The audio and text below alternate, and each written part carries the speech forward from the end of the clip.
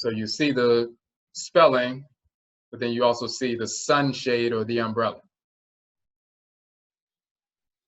So the Akan term, chiniba, is vocalized chiniba. This is chaiba, or chimbat, or chainbat in ancient Khmer, or Khaibit, and so forth. The root chim in Akan means to turn, round, revolve, wheel. When the entry says, here it says human life is not permanently standing, but it's turning, wheeling, or turning, wheeling, revolving. In the spiritual sense, it references the energy revolving around the entity. This is the aura, which is illuminated by the solar fire energy of the Ba Bayet, the medut of the solar disk.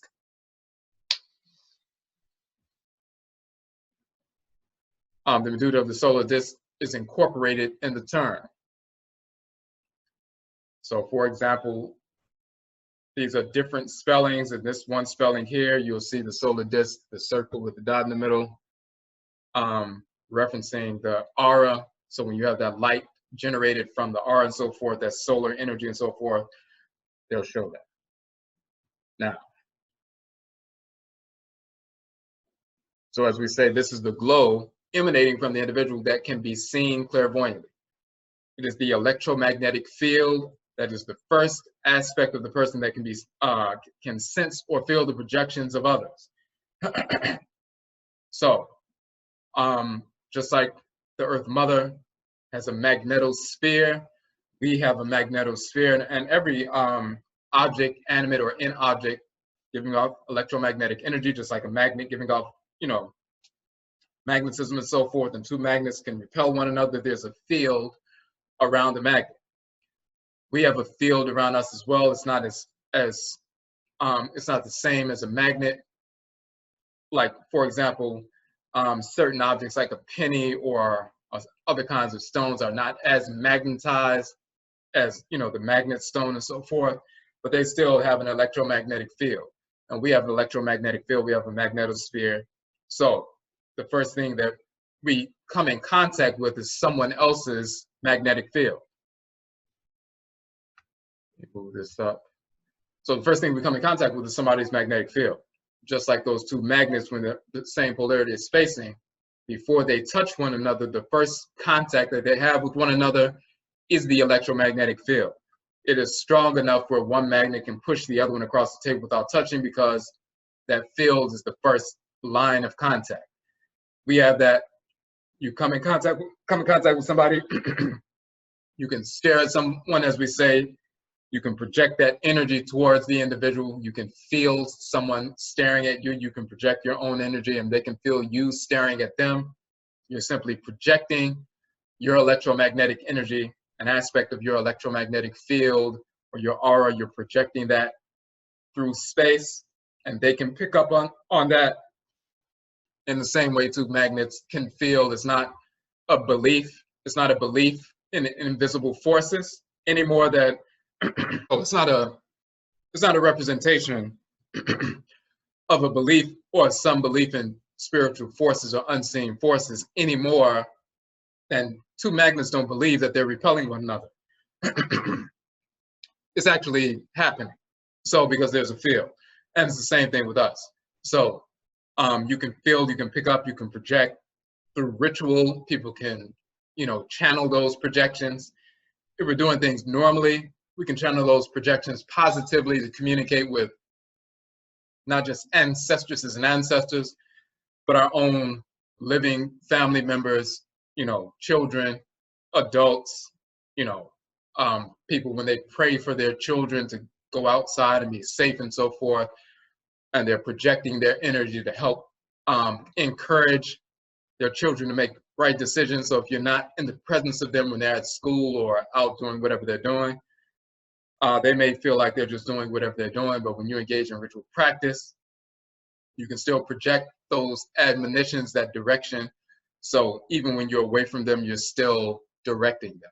So, so we engage that process. We've always done that. The basis of that is that chiniba or chaiba, Khaibit or Khaibit and so forth, that is that auric solar energy being projected. Now, We say the, analogously, when the solar energy surrounds the individual, a shadow is cast. The dark figure projecting the specific form of the individual, the dark side of the aura, has spiritual implications as well. This aspect of the spiritual anatomy is called Shut in Kamit, and is vocalized as sunsuma, which is a child of the sunsum, but sunsuma in Akan.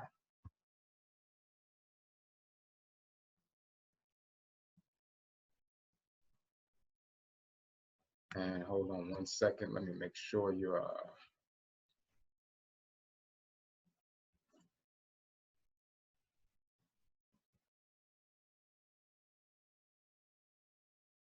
okay. So we look once again, and as we can see through every aspect of the spiritual anatomy, the same entity with the same function, has the same name, a descriptive title in Akan culture, fully, embedded in the culture, woven into the everyday culture, as you find the exact same force, function, and name in ancient Kamit and Kanit. So Shu, shade or shadow. The shadow has turned. So you see the spelling for Shu, and then you see the determinative of the shade, the sunshade, and so forth. We also have this term Su, which means egg, which we'll get to in a second. But sunsuma, shade. So we have sunsum is spirit, but sunsuma, shade, shadow. The root, just like Shu is the term for shade or shadow, sunsuma, shade or shadow. Now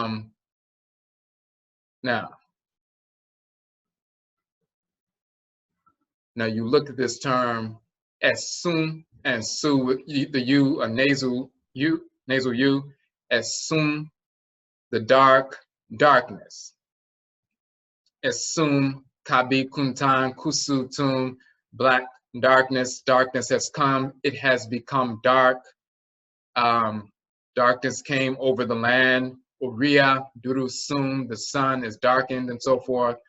All these associations with darkness. Asum adze, or asum asem, secret, mystery. Now, so in the term shu, or shoot, we have the shade umbrella which casts the shadow.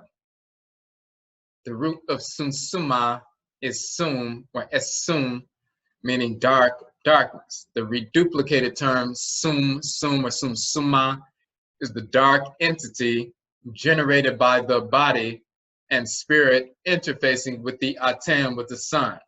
There's an association with the sun, the radiant force interfacing with the physical body or any entity that produces that black, perfect physical form. Now, and it takes your specific physical form. Your energy is in that, an aspect of your residual energy is in that blackened form. It's in your specific form, an aspect because the solar energy passes through you and generates that form. An aspect of your residual energy is in that form. This is why some people do ritual against someone's shadows and tries to manipulate the individual through ritual in that fashion. Now, so we said that we also see the related term su, meaning egg, and then you have ke sua, meaning an egg, and akan. We're talking about that auric egg as well as that shadow or shade egg. Spiritually, this references the auric egg emanating from the individual, as well as the dark, quote unquote, egg of the shadow. Rituals are performed to affect the sunsuma and thus the energy of the individual. The root of sum and sunsuma is su, the essential nature. If you look in ancient Kamit, you'll see this figure. Once again, these are certain things that people typically don't focus on in ancient Kamit. This is the emergence of the shoot or the sunsuma, the shadow from the tomb after the death and so forth. There's a spiritual entity. One aspect of the solar energy passing through the individual generates that auric egg, that radiant glow that emanates from you. But then passing through you also is the dark, entity, which is the shadow. There's an interplay between light and darkness. When you have this prayer about preserving or protecting the shoot, or the quote unquote shade or shadow in the spirit realm, this is what we're dealing with. Because people will try to, put out, ritual offerings or engage in some kind of ritual process to project energy towards that specific form. And in the same fashion, that can affect, even today, people will, quote unquote, modern times, take a picture of somebody.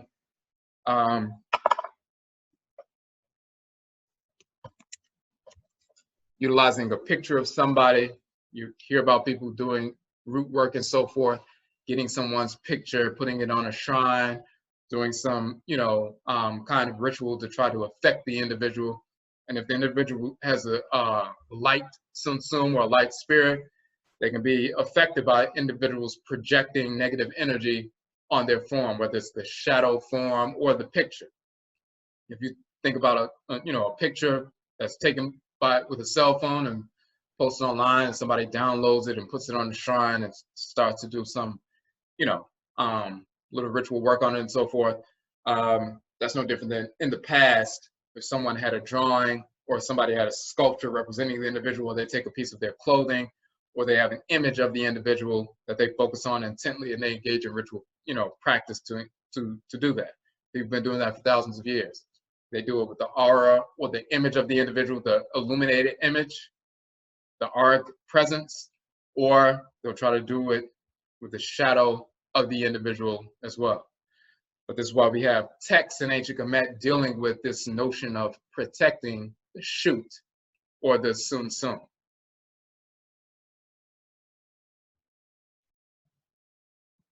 Then we show over here, in Ching Ching and Akan, the Adinkra symbol is representative. Ching Ching Ching means to zig or zag, or a winding serpent. Now you look here in ancient Kamit, you have the serpent that's surrounding the individual, creating the auric egg around the individual, and the serpent is swallowing its tail, and the individual's inside. So whether you're dealing with physically, you have your aura emanating from you, but then we go into the ancestral realm, you still have an aura. So the physical body is buried, the spirit of the individual manifests. Depending on the level of spiritual cultivation, they'll either have a weak aura, a very dim and small and weak aura, murky aura and so forth, or they have a strong, vibrant, powerful aura.